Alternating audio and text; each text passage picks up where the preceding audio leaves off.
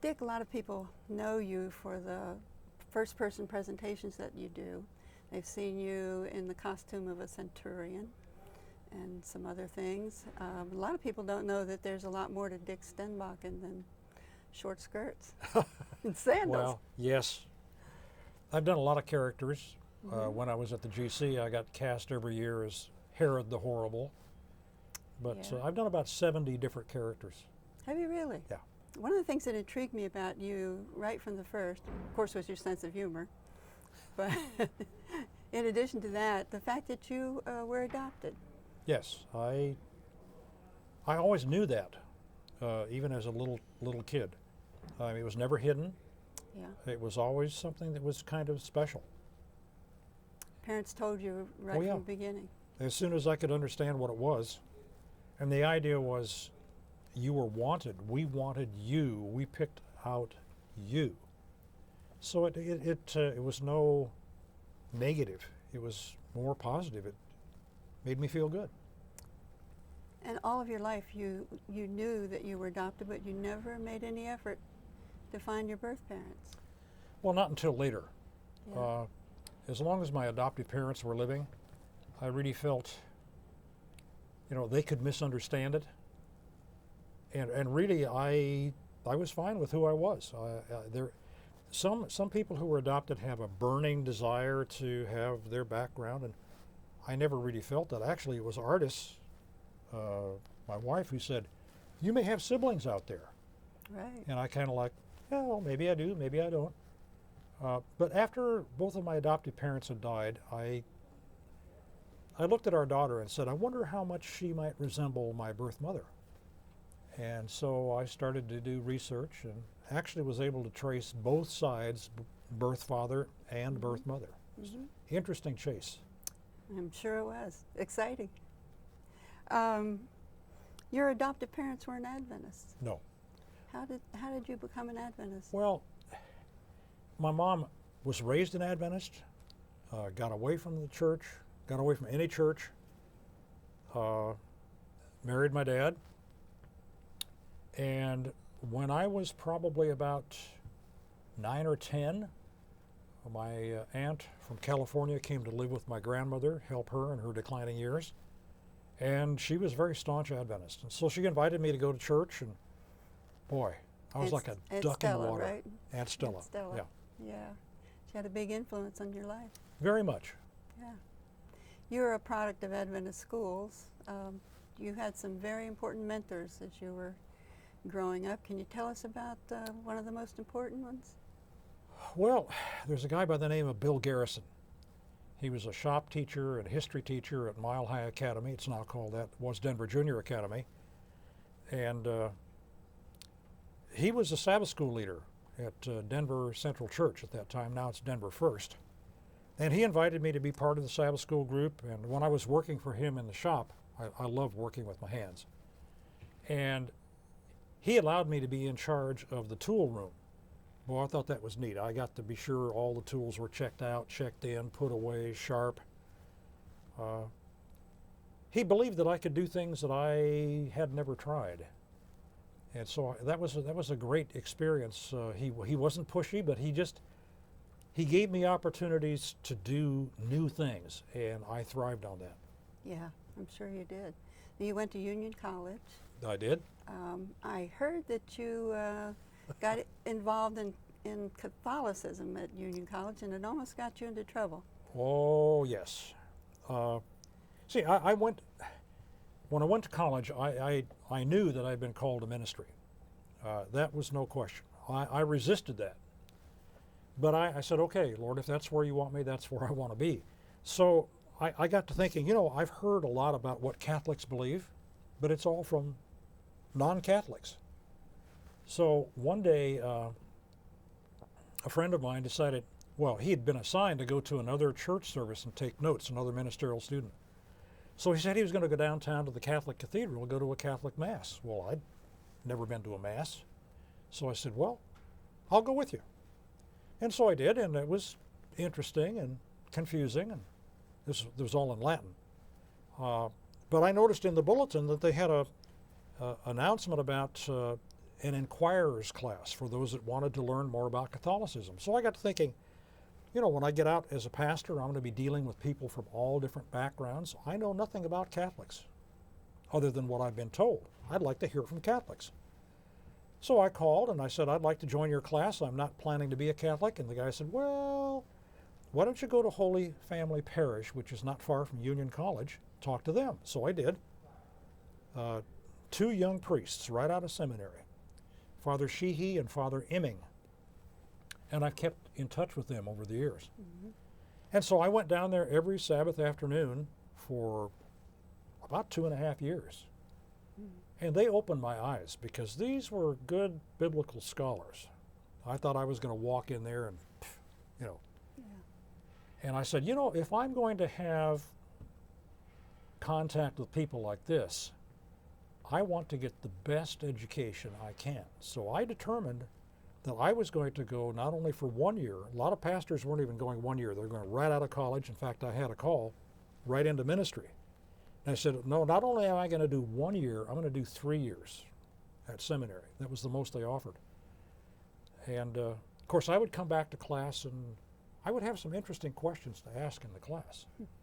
And one of the professors got pretty upset and even brought it to the administrative people that maybe I shouldn't be allowed to continue because I was creating some difficulty. I wasn't trying to create difficulty, I was just trying to stir up their pure minds. Exactly. Now you met Artis, your wife. Yes. At Union College. Yes. Tell us about your first date. I was nervous because she was kind of with one of the,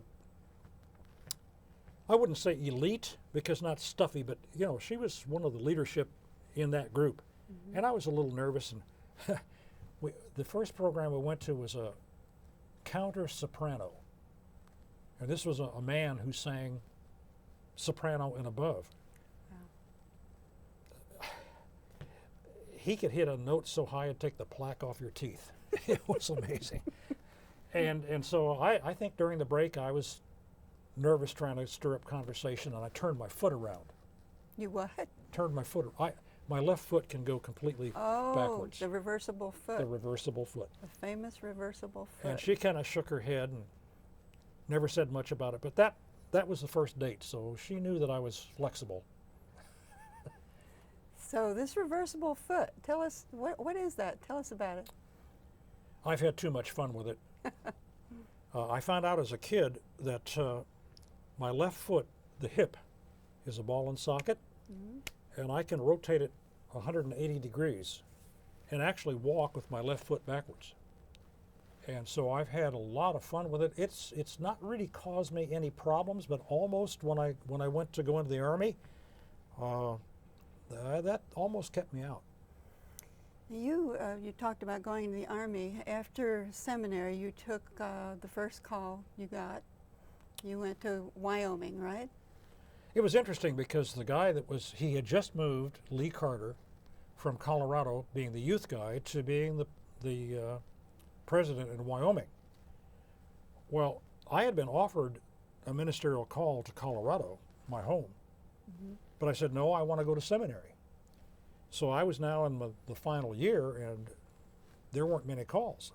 So Lee Carter moved to Wyoming, and I heard that, and I wrote him a note that said, if you have any calls, let me know, because I'm interested in working for you. He wrote me a letter. They crossed in the mail, and he said, if you haven't taken a call, don't take one. I want you to come to Wyoming. Mm-hmm. So that worked out. Yeah. And I pastored up in Wyoming for 4 years. And while you were at Wyoming, you got a letter from the General Conference. Yes. Artis came up with we had a VW van full of kids. Mm-hmm. And so she dropped the kids off. She said, here's a letter from the General Conference. She said, it was addressed to you, but I opened it. Well, I mean, a district pastor didn't get letters from the General Conference. I mean, whoa. So I opened it, and it was a letter from the National Service Organization, later Adventist Chaplaincy Ministries, saying we have an opening for a chaplain in the Army, and we don't have anybody to fill it because you had to have a 3-year degree, you had to have 2 years of experience, you had to be willing to go. This was in the peak of Vietnam. So they said, would you be interested? If we don't fill this, we're going to lose the slot. Well, You weren't ordained yet. no. I was coming up to ordination, but I wasn't ordained. And I thought to myself, I think I have something to offer to people who are in dire circumstances. And I thought, boy, there's only one person I know in the church that I could go to for a straight answer. Jim Harris. He was the youth director for the Mid-America Union.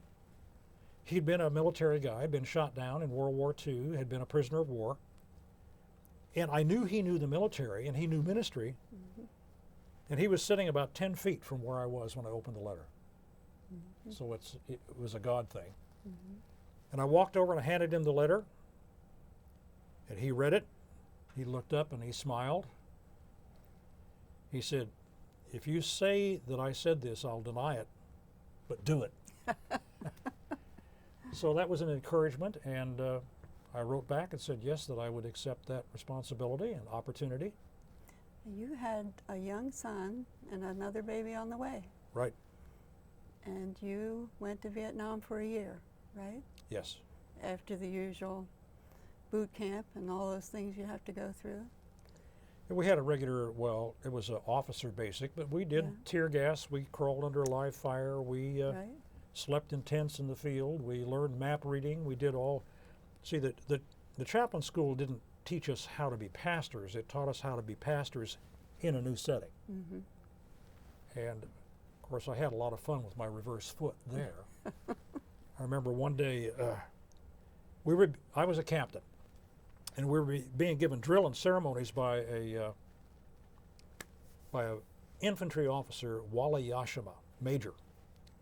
And so some of the guys put me up to it. They said, let's have some fun. So I went up to him and said, sir, some of the guys behind me say that I'm not doing well with my about face. And he had this look like, oh, why me? And so we were setting him up. And I said, well, if you'd give me the order and then watch what I do. So he said, about, face, ready, one. And I pivoted with one foot one way and one the other. And he said, no. So I had a lot of fun with it.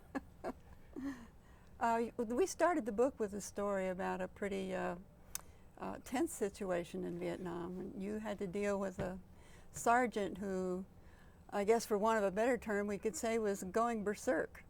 How did you get the courage and the wisdom to know what to do in that situation? Well, Susan, there's only one answer, God help me. I mean, I hadn't studied that much about crisis situations. Yeah. In fact, when I walked in and he's holding that 45, pointing it at me, my first thought was, what would John Wayne do? Well, wrong answer. So I said, Lord help me. I just, there's a lot of discussion on what position you should be in prayer. Doesn't matter, just pray. Yeah. So I said, Lord, kind of under my breath, Lord help me. And he did. He gave me the right words to say at the right time, or I wouldn't be having this interview, because he'd already put 2 bullet holes in the door before I got there. Yeah. And it was a pretty tense situation. You had some fun in Vietnam, though. I remember the story about the booze bottle window. Oh, yeah. I came out of my room for services on Sunday morning, General Protestant service, and then had a big party there Saturday night. So all these empty booze bottles were sitting around, and the light was coming in, and it was just refracting off those bottles, and I thought, wow, that's pretty. Never thought much more of it. And then I went to my office, and a previous chaplain somewhere, I don't know who, had put a little nativity set, I think it was, that it was made out of crushed plastic and then melted together, and when the light came through it looked like stained glass. And I thought, I could do that with that glass. Because there were different greens and browns, and I could do that. So long story short, I heated the glass, broke it up, set it in casting plastic, and made a beautiful big stained glass window out of booze bottles. That's amazing. Where is it now? It's in the Chaplain Museum. Is that right? Yeah. That's pretty cool. After Vietnam, you went to Hawaii. Well, not directly to Not Hawaii, directly. but New Jersey and then Hawaii. Yeah, right? we had a lot of different places. Different, And then, Yeah. then we got assigned to Hawaii, which I was given a choice. See, I'd worked for the chief of chaplains, and I was in a very enviable position because the chief said, you need to get an overseas tour. I said, well, I just go where you send me. And he said, well, you've got two choices. You could go to Germany, which was very appealing, but our son, Eric, was just ready to go to high school. And if we went to Germany, he might wind up in a boarding high school, a military high school. We weren't too sure about that. And they said, well, you can go to Germany, or there's been a request for you to go to Hawaii and start a family life center, which is what I was doing for the chief of chaplains, managing family life ministry for the whole chaplaincy for the Army. And then Hawaiian Mission Academy is right there, so we said, aloha, we'll go to Hawaii. Now, did you have a nice fancy building to start your ministry in there? I had a set of quarters that was condemned, and I had 2 bedrooms, one for myself, one for my assistant, that was our office, and no chapel. And they said, your job is to start religious education, vacation Bible school, and chapel services. And I said, what budget do I have? They said, well, you don't have a budget and you don't have a building. So do the best you can. And what'd you do? I scrounged And prayed? and prayed. And we wound up with 2 prefab metal buildings, Butler buildings, that we got shipped from California to Hawaii by the Navy, built by Seabees with Army money on housing ground. Now, to people who aren't military, that's like, so what? But all of those were absolute miracles, every single step, no question.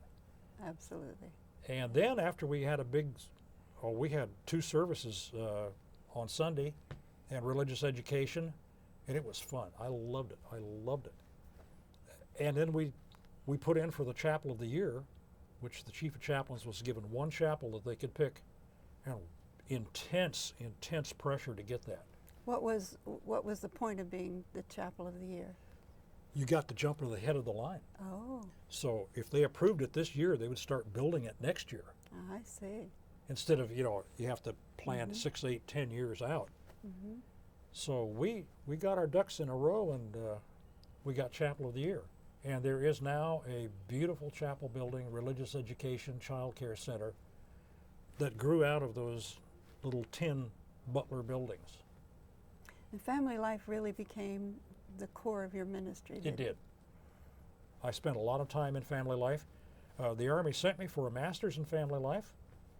And then when I was at the chaplain board, kind of the think tank of the chaplaincy managing family life, I finished a doctorate in family and community education and got a master's and other masters on the way to that. So yeah, I did probably almost half my career somewhere in the family life field, my military career. You know, one of my favorite stories in the book is when you went to the Pentagon and made your presentation to the brass about family life. Oh boy. Tell us about it.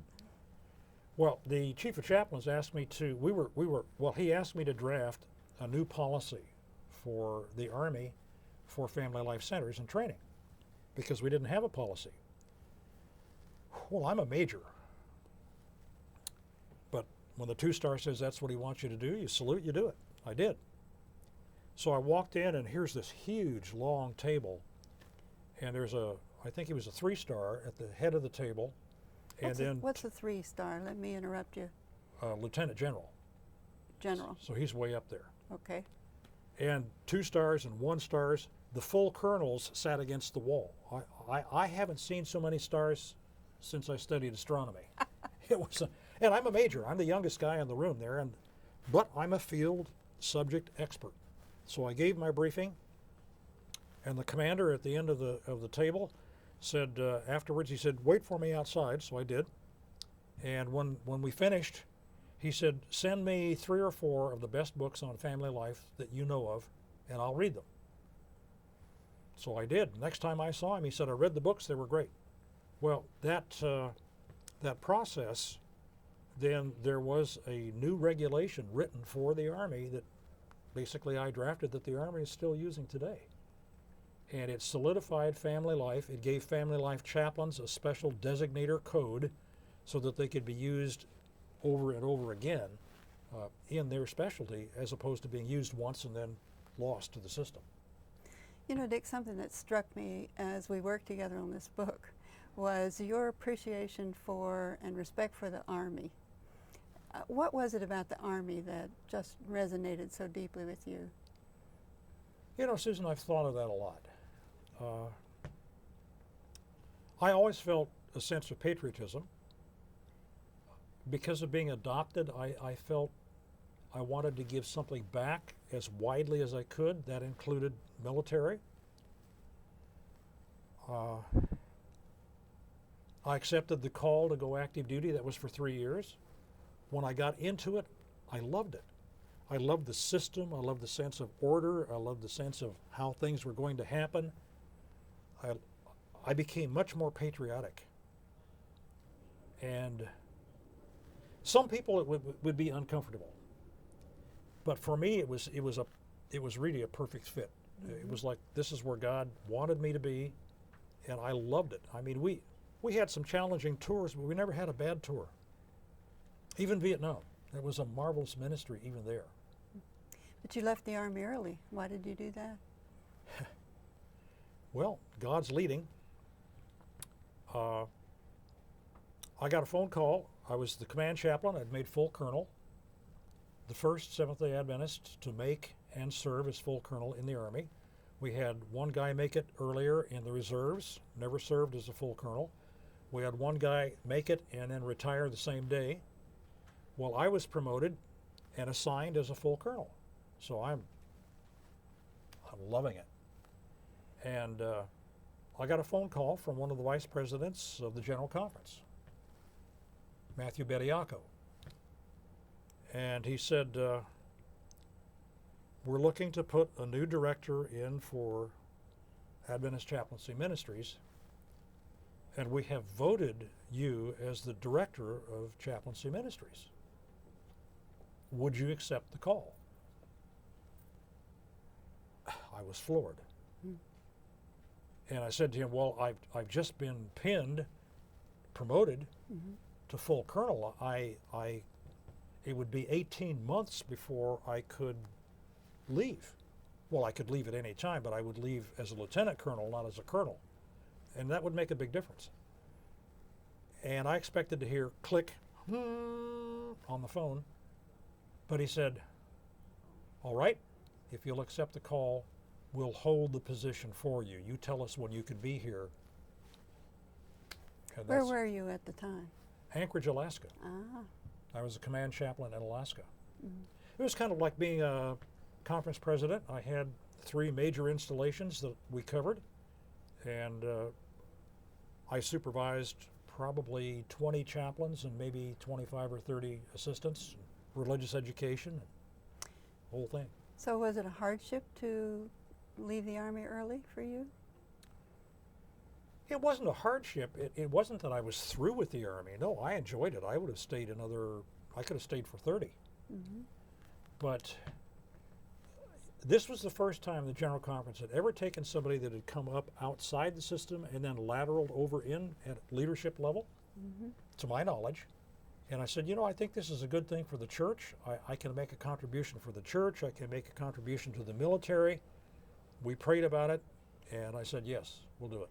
You were in a unique position to compare the Army culture with the culture you found at the General Conference. Very different cultures. The Army is very much a system. And when I got to the General Conference, no negative, but it was very different. It was like silos. This group did this, and they didn't necessarily do any sharing with this, and then there was another one over here. And that was, to me, that was like, why? Because I need to know what you're doing and what you're doing and you're doing. You need to know what I'm doing so we can work together. And I come with a systems mindset. How can we work together as apart from this is my turf, stay off? Exactly. So it was a bit of a dynamic shift, but I I soon learned that here in the General Conference there is system too. It just works a little different. But Was it a big change not to know what another person's rank was oh yeah, by their uniform? oh yeah. See, in the military, you can see somebody at half a block away, and you know right how to relate to them because, you know, if they outrank you, you salute them. If you outrank them, they salute you. You know where you are.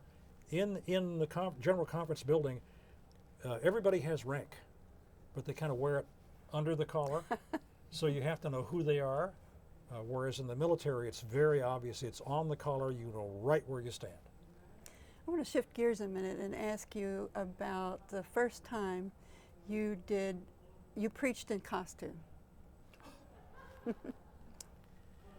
That was an issue of desperation.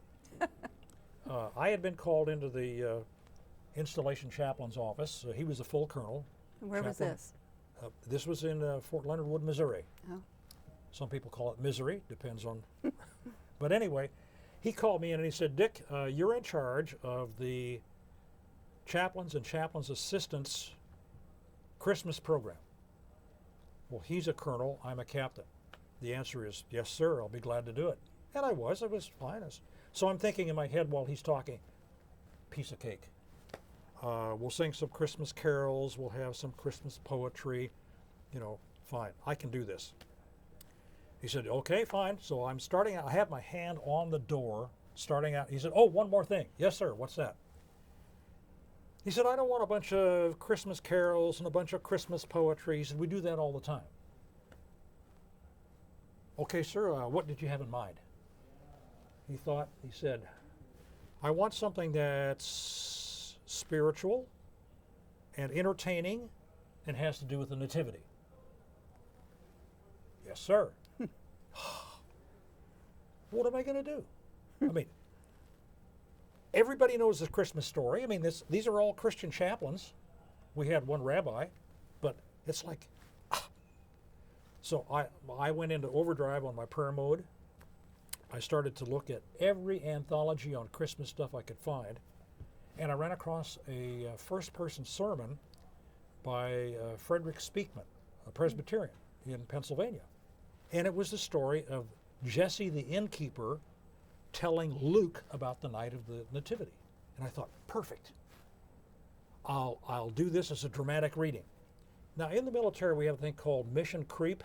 You know, it's kind of like, you know, you buy a car. Would you like white wall tires? You'd like special wheels. You want a radio. You want, you know, it just adds and adds. So I got to thinking, well, I'll do it as a dramatic reading. Well, why don't I dress up? I'll steal my wife's caftan and put a burnous headdress on and get one of these beards that hooks over my ear, and I'll do it dressed up as a dramatic reading. And then I thought, well, why don't I just take it a next step and I'll outline this on a scroll and put the money on the table like I'm counting it in the story, and I'll become Jesse of Bethlehem, the innkeeper, and do that. So that's what I did. And at the end of the program, a friend of ours, a major, came up and he said, Dick, you've got to come to my chapel services and do that tomorrow for the troops. I said, Chuck Savely. I said, Chuck, this wasn't worship. This was entertainment. He said, no. You took me to Bethlehem tonight. I was in Bethlehem. You've got to come do that at 9 o'clock and 11. Well, I'm ready to go. He's a friend. He's a major. Okay. I mean, I'd never heard of this being done. I'd never seen it done. But, okay. So I showed up at 9 o'clock. I came out. I was Jesse of Bethlehem again.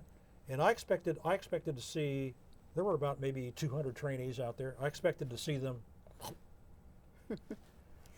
And they didn't. They were. So I thought, sorry.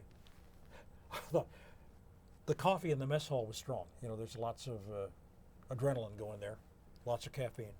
We'll see what happens at 11 o'clock. So there was an intervening service. I think it was a Catholic service. Then 11 o'clock came, another Protestant service. I come out again as Jesse of Bethlehem. These basic trainees wanted me to autograph their bulletin. They wanted their picture taken with Jesse. Now look, I fancy myself a reasonably good preacher, but this was over the edge. Nobody had asked you for your autograph before? No. Maybe one time when a state patrolman had me sign a ticket, but other than that, no. And so by the end of that second service, I said, okay, Lord, I think you're trying to tell me something. And so I started to look at Scripture through the eyes of the characters, and instead of talking about the character, started to become the character, and it just snowballed into almost another career. It has become another career, hasn't it? Well, just this morning I shot 2 TV programs in character. When did you first do the Centurion? I did that in Hawaii. See, we didn't have a chapel. Mm-hmm.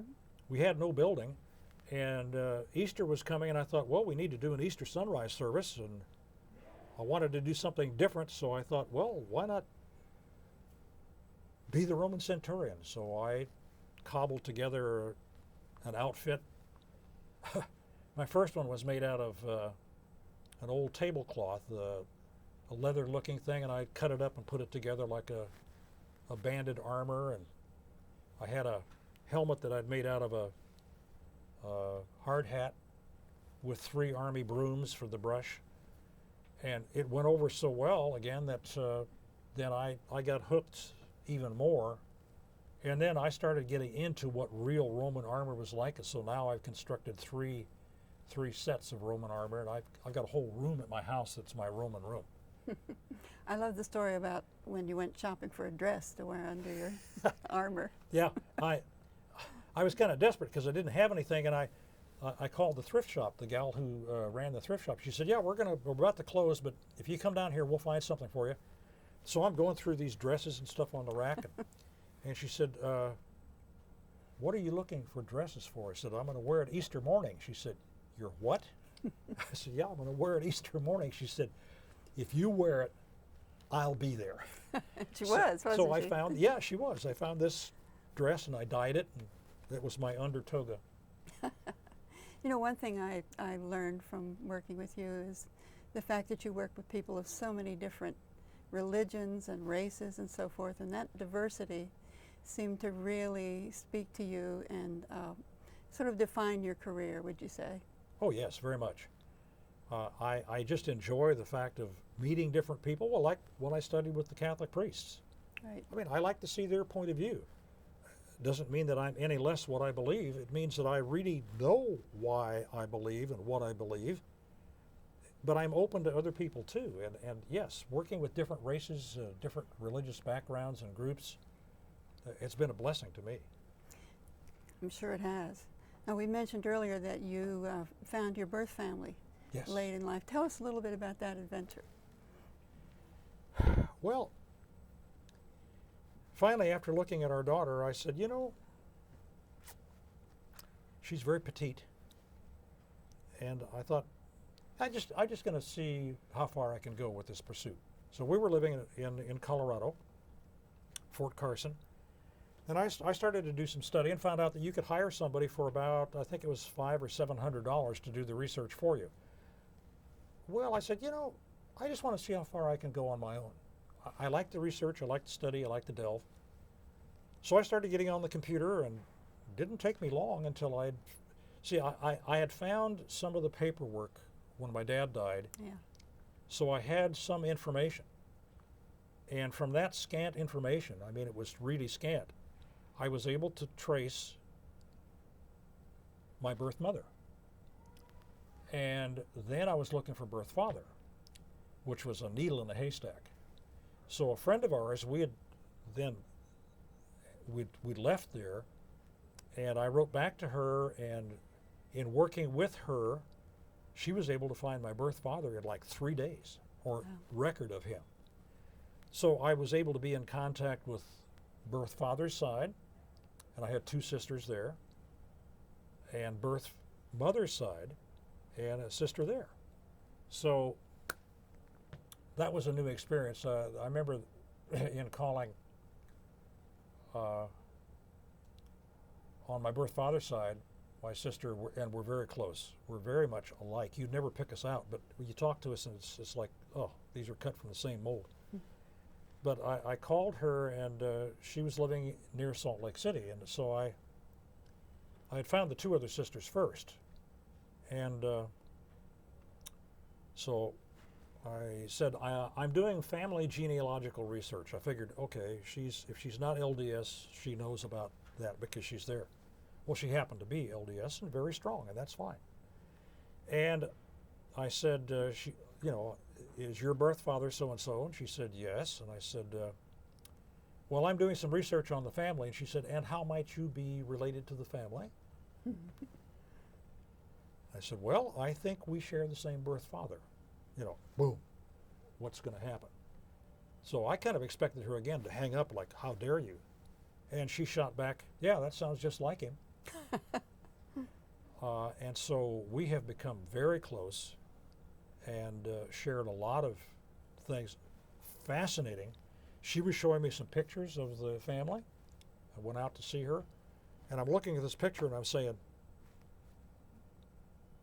I don't remember having a shirt like that. That's not me. It was a cousin. And the two of us, if he were to walk in here today, you'd do a double take. We're not quite, but almost twins. We look so much alike. He retired as an airline pilot, very outgoing, vivacious kind of guy, loves to travel, deal with people. I look more like him than his own full brother. That's amazing. So it's been a real story. It's been a fantastic trip. Yeah. You've done a lot of varied things in your life. What's next for Dick Stenbakken? Oh, I really can't tell you. I enjoy doing the first-person things. I've done things at the U.S. Senate. I've done things at the Pentagon, prayer breakfasts, at the War College, large churches of every kind. What's next? Well, it's kind of like the military. Wherever the boss sends you is where you go. There you go. So I really don't know what's next, but it'll be exciting. I'm sure it will.